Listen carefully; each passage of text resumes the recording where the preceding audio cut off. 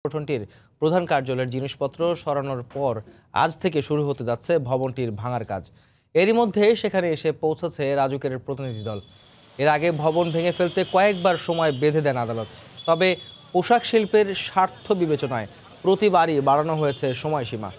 সবশেষ মুচলেকা দিয়ে 1 বছরের সময় নেয় বিজিএমইএ কর্তৃপক্ষ, যা শেষ হয় গত 12 এপ্রিল।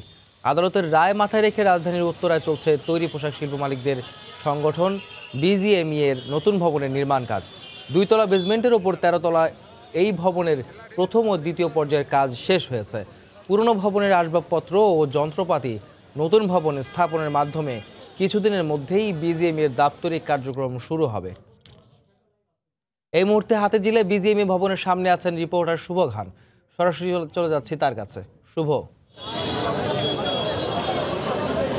সালেহীন, আমি এখন রাজধানীর হাতিরঝিলে যে বিজিএমইএ ভবন, সেই ভবনের সামনে অবস্থান করছি। তো সকালের দিকে এখানে রাজুকের একটি টিম এসেছে এই বিজিএমইএ ভবনটি ভাঙার জন্য। তো টিম ভিতরে প্রবেশ করেছে। আমরা এখনও পর্যন্ত তেমন মানে তথ্য পাইনি, তবে আমরা যতটুকু জানতে পেরেছি সেটি হচ্ছে যে ভবনের পানি, গ্যাস, বিদ্যুৎ বিচ্ছিন্ন করার কাজটি করবেন। এরপরেই মূলত এই বিজিএমইএ ভবনটি ভাঙার যে আনুষ্ঠানিক কার্যক্রম সেটি শুরু করবেন।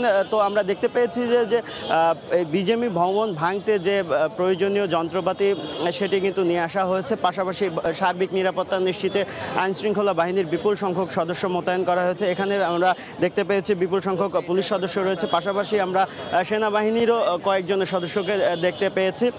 তো এখানে ভিতরে অবস্থান শেষে রাজুকের যে টিম রয়েছে তারা এসে আর কি নিশ্চিত করবেন কখন নাগাদ আর কি ভবনটি ভাঙা হবে।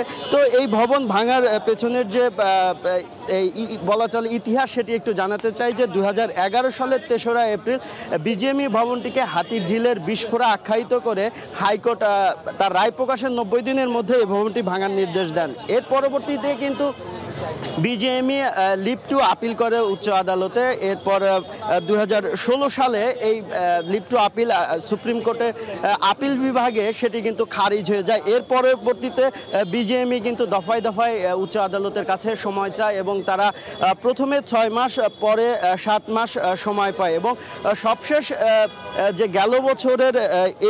গেল বছরে আর কি বিজিএমইএকে 1 বছরের সময় দেন উচ্চ আদালত।